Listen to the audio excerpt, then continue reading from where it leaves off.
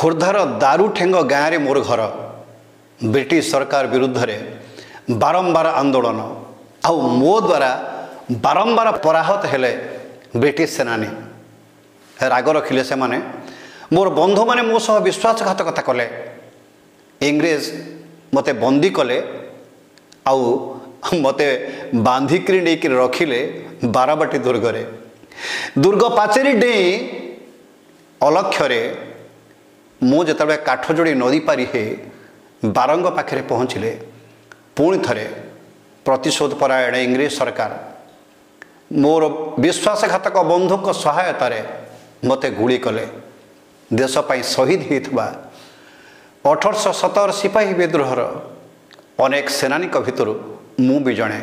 देशपाई प्राणबली देइथबा मु भी शहीद जड़े मो पिंड की बाहुबलेन्द्र।